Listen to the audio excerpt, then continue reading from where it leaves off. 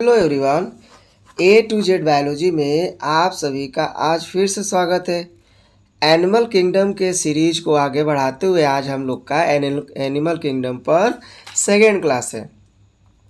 आज के क्लास में हम लोग फाइलम प्रोटोजोआ पर चर्चा करेंगे। इसमें आज हम लोग उनके जनरल फीचर के बारे में और उनके क्लासिफिकेशन को देखेंगे। और यदि आप मेरे चैनल पर पहली बार आए तो चैनल को लाइक और सब्सक्राइब जरूर कर लीजिएगा और अपना सपोर्ट भी बनाए रखिएगा, क्योंकि आपका सपोर्ट ही हमारा मोटिवेशन है। तो आइए समय को ध्यान में रखते हुए चलते हैं फाइलम प्रोटोजोआ। प्रोटोजोआ का मतलब क्या होता है? देखिए, प्रोटोजोआ जो होता है यह दो शब्दों से मिलकर बना होता है। पहला जो शब्द है उसे प्रोटोस कहते हैं, सेकेंड जो है उसे जून कहते हैं। प्रोटोस का मतलब होता है प्रथम या तो फर्स्ट, जून को बोलते हैं एनिमल अर्थात प्रथम जंतु। प्रोटोजोआ का मतलब क्या हुआ? प्रथम जंतु। अच्छा, इनमें देखिए प्रोटोजोआ क्या है। प्रोटोजोआ वास्तव में जगत प्रोटिस्टा का ही एक क्या है, समूह है, जिसमें एक कोशिकीय यूकैरियोटिक जंतुओं का अध्ययन किया जाता है। प्रोटोजोआ का अध्ययन सबसे पहले एंटोनी वॉन ल्यूवेनहॉक ने सबसे पहले किया था। और किस सन में किया था? 1677 ईस्वी में। कब? 1677 ईस्वी में। और प्रोटोजोआ जो नाम दिया गया था वो गोल्डफस के द्वारा दिया गया था। वेरी वेरी इंपॉर्टेंट पॉइंट है, आप इसको नोट डाउन कर लीजिएगा। और किस सन में दिए थे? 1817 ईस्वी में। और प्रोटोजोआ के अध्ययन को प्रोटोजूलॉजी कहा जाता है। विज्ञान की वह शाखा जिसके अंतर्गत हम लोग प्रोटोजोआ के एनिमल्स का अध्ययन करते हैं, उन्हें प्रोटोजूलॉजी कहते हैं, उस विज्ञान को। और ये जो प्रोटोजोअन्स होते हैं ना, ये कैसे होते हैं? सर्वव्यापी होते हैं, अर्थात ये सभी जगह पाए जाते हैं। और इनमें मूवमेंट हेतु, गमन हेतु सीडोपोडिया, फ्लैजिला और सीलिया भी पाया जाता है। सीडोपोडिया अमीबा में देखने को मिलता है, फ्लैजिला यूग्लिना में देखने को मिलता है और सीलिया पैरामीशियम में देखने को मिलता है। अच्छा, इनमें और देखिए खास क्या बात दिया है प्रोटोजोआ में। जो प्रोटोजोअन्स होते हैं वो उनका जो बॉडी स्ट्रक्चर होता है वो प्रोटोप्लाज्मिक लेवल का होता है। और इनमें जो पोषण होता है ना, न्यूट्रिशन, वो होलोजोइक, होलोफाइटिक, सेप्रोफाइटिक तथा पैरासाइट प्रकार का होता है। इसके बाद देखिए आगे। अच्छा, कुछ प्रोटोजोअन्स क्या होते हैं? मिक्सोट्रॉपिक भी होते हैं, जैसे कि यूग्लिना में पोषण कैसा होता है? मिक्सोट्रॉपिक होता है। Very very important point. और इनमें श्वसन जो होता है इनके बॉडी सरफेस से होता है, उत्सर्जन भी बॉडी सरफेस से ही होता है, बट कौन से मेथड से? डिफ्यूजन विधि से इनमें उत्सर्जन की क्रिया होती है। किसमें? फाइलम प्रोटोजोआ में पाए जाने वाले जंतुओं के बारे में बातचीत हो रही है। और आगे चलते हैं। फाइलम प्रोटोजोआ में पाए जाने जो एनिमल हैं, इनमें जो होता है लैंगिक और अलैंगिक दोनों प्रकार के जीव पाए जाते हैं। प्रोटोजोआ के सदस्य कैसे होते हैं? अंतःकोशिकीय श्रम विभाजन प्रदर्शित करते हैं। वेरी वेरी इंपॉर्टेंट पॉइंट है। इसलिए इन्हें जीव द्रव्य स्तर पर गठित जंतु भी क्या कहते हैं। आई होप कि आपको लेक्चर समझ में आ रहा होगा। अगर समझ में आ रहा है तो वीडियो को लाइक और सब्सक्राइब जरूर कर लीजिएगा। और अपने बायोलॉजी को स्ट्रॉन्ग करने के लिए बस आप मेरे साथ, मेरे चैनल के साथ जुड़े रहिएगा। धीरे धीरे आपकी बायोलॉजी को मैं इम्प्रूव करूँगा। आगे चलते हैं, देखेंगे प्रोटोजोआ का जो क्लासिफिकेशन है ये 4 वर्ग में बटा है। क्लासिफिकेशन में प्रोटोजोआ को 4 सब फाइलम में डिवाइड किया गया। और किसने डिवाइड किया था? B.A. मोनीबर्ग ने। किस सन में? 1964 ईस्वी में प्रोटोजोआ को 4 वर्गों में डिवाइड किया था। पहला था सार्कोमैस्टिगोफोरा, सेकेंड है स्पोरोजोआ, तीसरा है स्नीडोस्पोरा और सीलियोफोरा 4th नंबर।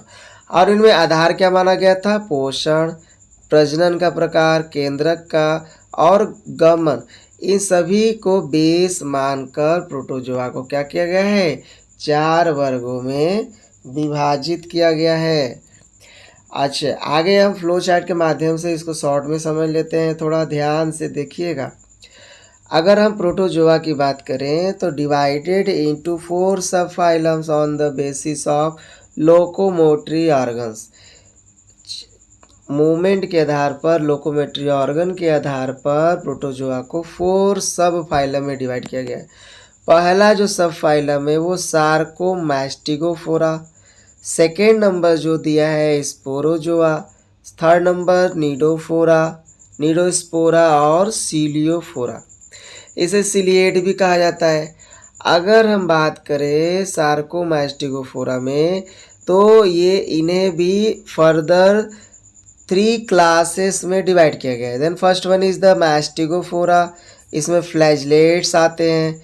सार्कोडिना जिसमें राइजोपोडा आता है, और ओपेलिनेटा, ओपेलानेटा, ये 3 ग्रुप में इनको सब क्लास में डिवाइड किया गया। किसको? सार्कोमैस्टिगोफोरा को। अगर हम मैस्टिगोफोरा की बात करें तो मैस्टिगोफोरा में क्या जनरल फीचर है? इनमें locomotory organ is a thread like flagella, like a food capturing organs, Euglena, Trypanosoma. अच्छा, इनमें कंट्रैक्टाइल वैक्यूल क्या होता है? प्रेजेंट होता है। और में फ्लैजला 2 प्रकार का होता है।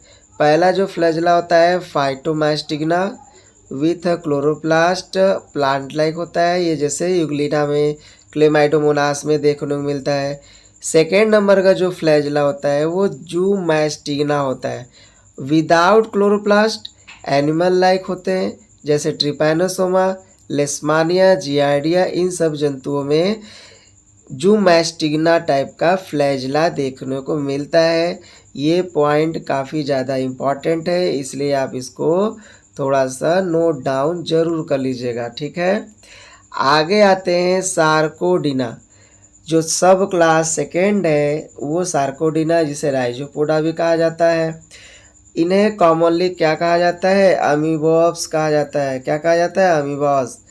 लोकोमेट्री ऑर्गन इसमें क्या पाया जाता है? स्यूडोपोडिया। और बॉडी शेप इज चेंजेबल होता है due to the presence of pseudopodia, which brought about the temporary out pushing of the cytoplasm. अच्छा, टाइप ऑफ स्यूडोपोडिया अगर देखा जाए सार्कोडिना में, जो स्यूडोपोडिया का टाइप्स जो होता है वो मेनली देखिए 4 प्रकार का पाया जाता है।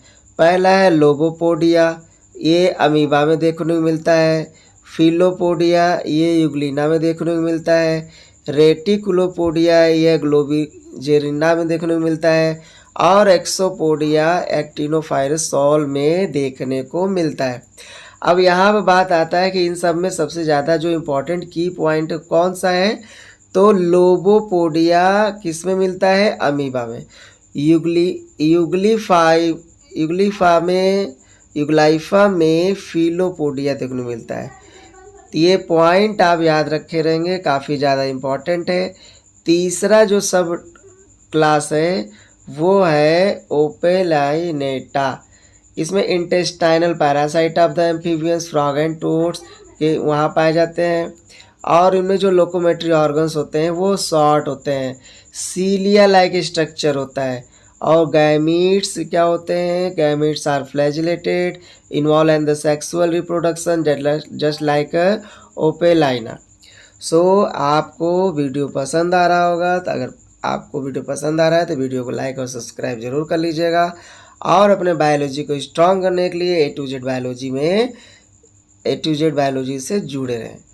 और आगे देखिए, थोड़ा सा इसके क्लास को हम थोड़ा दूसरे तरीके से रिप्रेजेंट करने वाले हैं, थोड़ा सा और फर्दर क्लास में थोड़ा और डिटेल, तो उसको भी थोड़ा देख लेते हैं, समझ लेते हैं कि प्रोटोजोआ को भी और फर्दर कितने क्लास में डिवाइड किया गया है। देखिए, हमने क्या बोला था?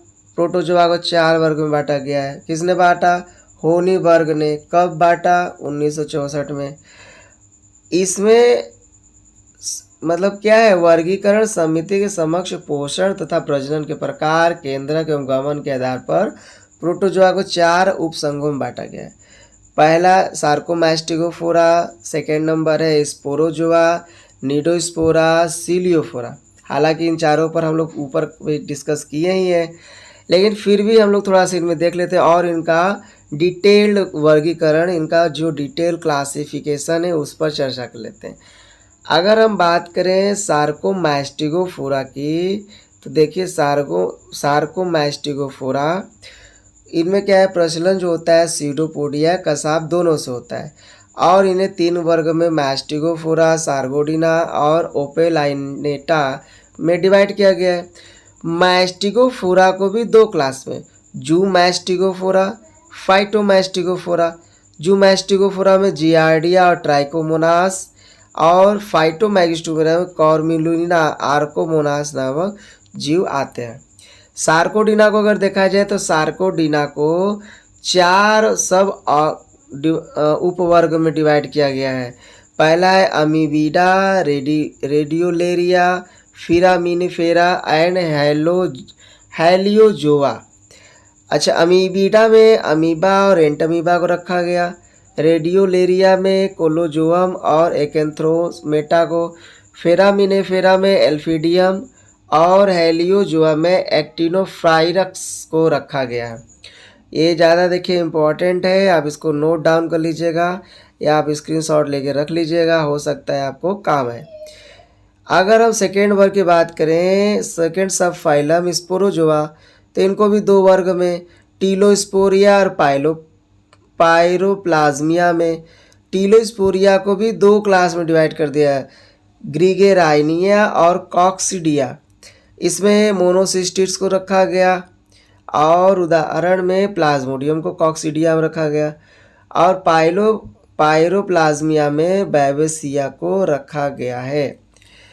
तीसरा जो सब फाइलम है वो है नीडोस्पोरा, इसको भी 2 वर्ग में डिवाइड किया गया है, मिक्सोस्पोरिया और माइकोस्पोरिया।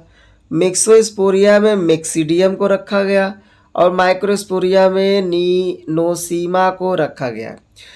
ये सारे पॉइंट्स या फ्लो चार्ट आप ज़रूर बना लीजिएगा वीडियो को पॉज करके, ताकि आपको हेल्प हो सके।